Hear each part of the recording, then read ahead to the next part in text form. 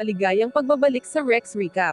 Ang pelikulang ito ay nagkukwento sa isang mabilis magsalita na abogado, na binago ang kanyang ugali at nanumpa ng katahimikan, na hindi sisirain hanggang sa malaman niya kung sino ang pumatay sa kanyang asawa at anak na babae at maghihiganti. Magagawa ba niya ang kanyang paghihiganti? Alamin natin sa Acts of Vengeance. Nagsisimula ang Acts of Vengeance sa pamamagitan ng pagpapakita sa isang lalaki, si Frank Valera, na kakababa lang ng kanyang sasakyan at pumasok sa isang restaurant. Si Frank ay tila isang napakatahimik na tao. Kahit na inalok ng waitress ang menu at inihatid ang kape, nanatiling tahimik si Frank. Gayunpaman, sa likod ng kanyang katahimikan, lumalabas na napakatalim ng kanyang mga tainga. May naririnig pa siyang mga bulungan mula sa malayo. Dahil sa abilidad na iyon, may naririnig siyang mga boses mula sa kusina. Tumayo siya at pumasok sa kusina, saka nilock ang pinto mula sa loob. Pagkatapos noon ay agad niyang inatake ang isang chef. Ang eksena ay lumipat sa nakaraan, nang si Frank ay abala sa pagtatrabaho sa kanyang opisina. Dati siyang matagumpay at ambisyosong abogado na nakatira sa isang mansyon kasama ang kanyang asawang si Sue Valera, at anak na si Olivia Valera. Gayunpaman, ang kanyang abalang schedule ay nagpapahirap kay Frank na maglaan ng oras para sa kanyang pamilya. Isang araw, tinawagan ni Olivia si Frank dahil nangako itong panoorin ang kanyang pagganap sa palabas sa paaralan. Pero sa huli ay kinailangan ni Olivia na tiisin ang kabiguan, dahil nang tingnan niya ang mga manunood bago magsimula ang palabas, ang inalang niya ang kanyang nakita. Sa katunayan, sinisikap ni Frank na gawin ito sa oras, ngunit natigil siya sa kanyang trabaho. Pagkatapos ng kanyang trabaho, sumugod siya sa venue para sa palabas, ngunit sa kasamaang palad ay huli na siya. Tapos na ang palabas. Walang magawa, umuwi si Frank, ngunit hindi pa pala nakauwi sina Sue at Olivia. Sabik na naghintay si Frank habang lumilipid ang gabi. Lalong lumaki ang kanyang pag-aalala nang dumating ang mga pulis sa kanyang bahay. Ipinaalam sa kanya ng pulis na sina Sue at Olivia ay namatay, at ngayon ay hiniling niya kay Frank na sumama sa kanya sa bakuran ng tren kung saan ang mga katawan ni Sue at Olivia ay itinapon ng mamamatay tao sa isang hukay.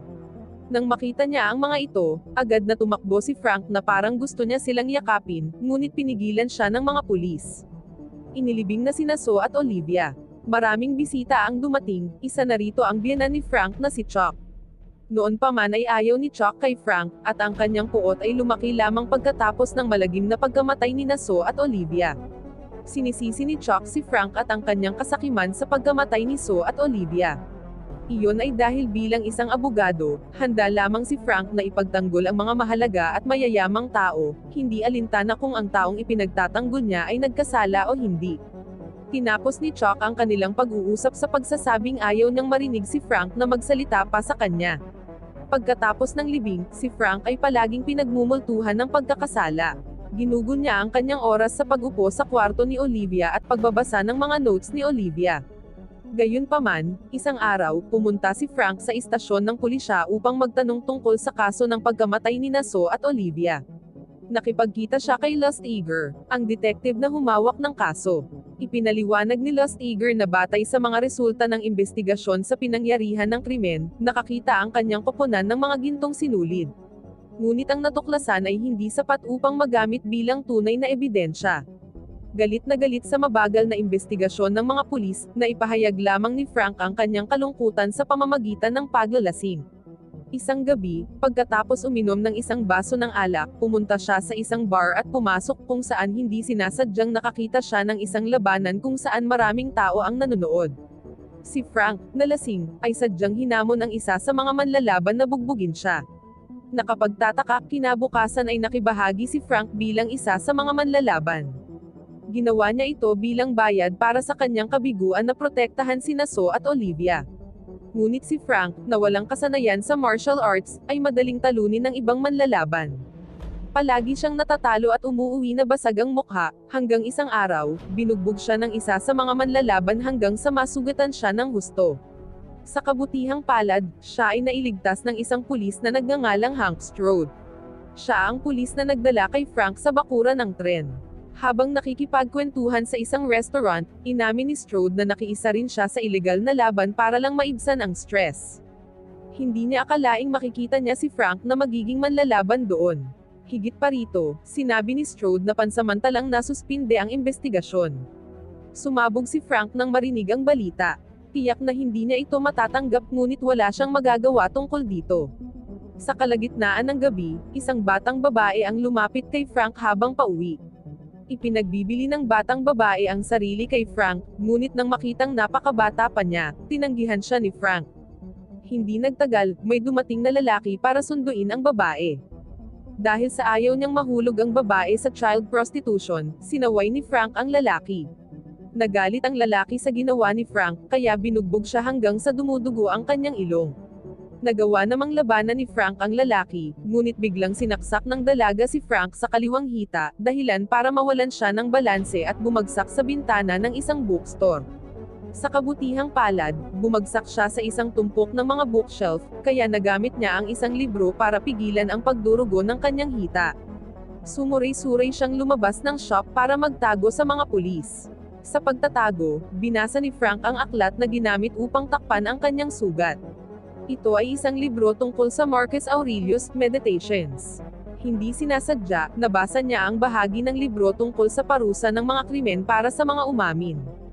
Higit pa rito, araw-araw, patuloy na binabasa ni Frank ang aklat na nagbigay ng malalim na motibasyon para kay Frank na mag-aral ng martial arts. Kasunod nito, sinimulan niyang sanayin ng husto ang kanyang sarili sa ilang martial arts, mula karate hanggang boxing. Sa simula ng kanyang pagsasanay, si Frank ay palaging madaling madaig ng kanyang mga coach. Gayunpaman, ang kanyang mga kasanayan ay patuloy na umunlad hanggang sa wakas ay nagawa niyang talunin ang kanyang karate coach sa isang sesyon ng pagsasanay sa pakikipaglaban. Ang kanyang boxing practice ay nagpapakita rin ng kasiya siyang pag-unlad, ang kanyang mga suntok ay nagiging mas matitigas.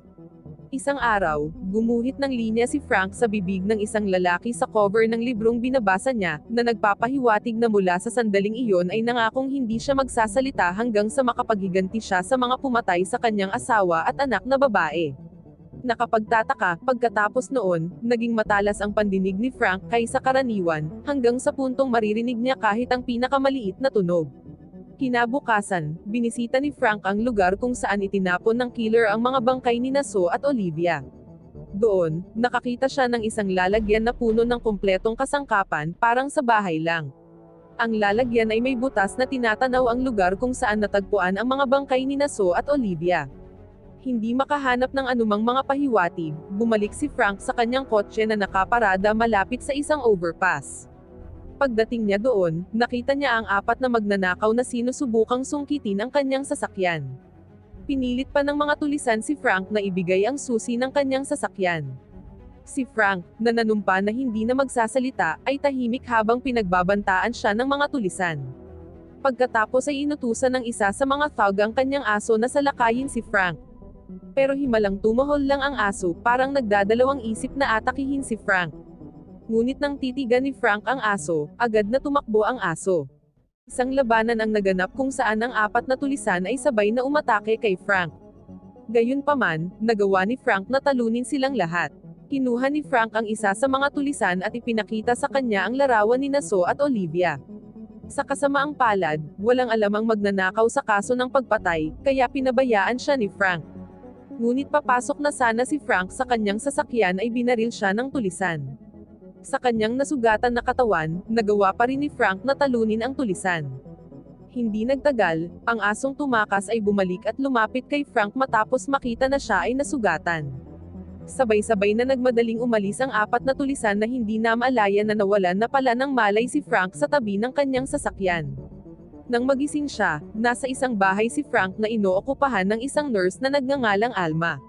Pagkatapos magpakilala, ipinaalam ni Alma kay Frank ang kanyang kalagayan nang matagpuan siya nito sa bakuran ng tren. Hindi sumagot si Frank at tumanggi siyang magsalita. Umalis pa nga si Frank nang hindi nagpasalamat kahit balak ni Alma na gamutin ang sugat niya. Sa labas ng bahay ni Alma ay naghihintay sa kanya ang aso. Sinundan ng aso si Frank kahit saan siya maglakad. Nang makita ito, nagpasya si Frank na dalhin ang aso sa kanyang bahay. Araw-araw, patuloy na nangongolekta si Frank ng ebidensya para matuklasan ang mga pumatay kina So at Olivia, mula sa mga retaso ng pahayagan hanggang sa mga larawang nauugnay sa kaso ng pagpatay. Isang hapon, dumating si Alma para ibalik ang wallet ni Frank na naiwan niya sa bahay nito. Pinapasok ni Frank si Alma. Sa hindi inaasahang pagkakataon, nalaman ni Alma ang dahilan kung bakit ayaw magsalita ni Frank. Pagkatapos, ipinakita ni Frank kay Alma ang larawan ni So at Olivia, pati na rin ang ebidensyang nakalap niya. Dahil sa tulong ni Alma, nakilala ni Frank ang nakatira sa lalagyan malapit sa pinangyarihan ng krimen. Ang nakatira sa lalagyan, ayon kay Alma, ay nagtatrabaho sa isang restaurant.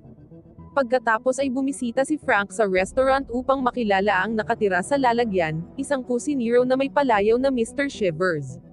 Ang eksenang ito ay ipinakita sa simula ng pelikula kung saan dumating si Frank upang tanungin si Mr. Shivers.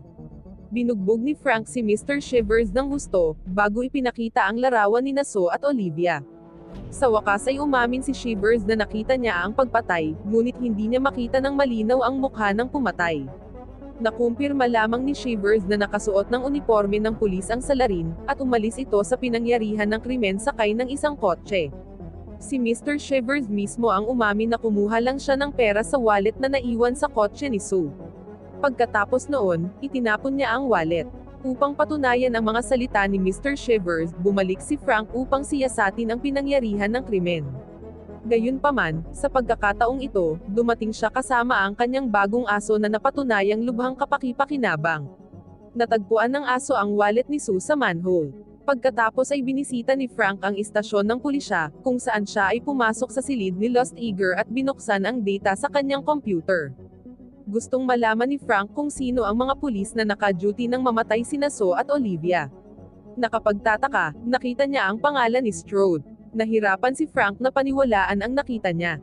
Duda siya na pinatay ni Strode ang kanyang asawa. Kaya, para malaman ang kanyang motibo, sinundan ni Frank si Strode saan man siya pumunta sa loob ng 7 araw at 7 gabi. Isang araw, habang sinusundan ni Frank si Strode sa kanyang bahay, nakita niyang umalis si Strode sa kanyang bahay. Palihim na pumasok si Frank sa bahay na naghahanap ng ebidensya. Sa sala, nakita niya ang larawan ni Strode kasama ang kanyang maliit na anak na babae. Pagkatapos nang pumunta siya sa wardrobe, nakita niya ang isa sa mga uniforme ng pulis ni Strode na nakalagay ang isa sa mga gintong sinulid mula sa isang berde na manggas na badge. Ang gintong sinulid ay nagpaalala kay Frank ng katibayan na nakita ni Lost Eager kanina. Nagtataka, si Frank ay naghukay ng mas malalim sa wardrobe ni Strode. Natagpuan niya ang isang lihim na daanan sa aparador na naglalaman ng isang backpack. Ang backpack ay naglalaman ng ilang mga magazine na nag-uulat tungkol sa pagdalo ni Frank sa libing ni So at Olivia, gayon din noong abogado pa si Frank. Ang isa sa mga artikulo ng balita ay nag-ulat na siya ay nagtagumpay sa pagpapalaya sa mga salarin ng pagpatay sa anak na babae ni Strode. Nang hapon na iyon, nang makauwi si Strode, nakita niya ang isang litrato na nakasuksok sa windshield ng kanyang sasakyan. Sa likod ng larawan, sumulat si Frank ng isang mensahe na humihiling kay Strode na makipagkita sa kanya sa Kingsman Station ngayong 11 p.m. Ang kanilang tagpuan ay isang bakanteng bodega sa istasyon. Maingat na bumaba si Strode sa kanyang sasakyan. Ngunit nagtago si Frank. Bigla niyang inatake si Strode, at ilang sandali pa, sumiklab ang away. Pareho silang may balanseng kasanayan sa martial arts. Ngunit sa pagtatapos ng laban, si Frank, na nakakuha ng pagkakataong saksakin si Strode, ay biglang nagpasya na hayaang mabuhay si Strode. Nagtagumpay si Frank sa kanyang pagnanasa sa paghihiganti. Sa pagtatapos ng pelikula, nakita si Frank na lumabas sa courthouse kung saan dumalo lang siya sa paglilitis kay Strode na nahatulan sa kanyang mga krimen. Pagkatapos, binisita ni Frank, kasama si Alma, ang mga puntod ni So at Olivia. Sa harap ng mga puntod, tinapos ni Frank ang kanyang panata na hindi magsasalita, at ang unang mga salitang lumabas sa kanyang bibig ay, "Mahal kita." Mula sa pelikulang ito, matututunan natin na ang pagpipigil sa sarili ay madaling sabihin ngunit mahirap gawin. Mula sa karakter ni Frank, makikita natin ang napakahirap na pakikibaka upang kontrolin ang sarili. Ang tanong, makakaya ba nating pigilan ang ating sarili kung magkakaroon tayo ng pagkakataong ilabas ang ating galit sa taong nanakit sa atin? Wow naman! Doon nagtatapos ang pelikula mga idolo, salamat sa inyong panonood.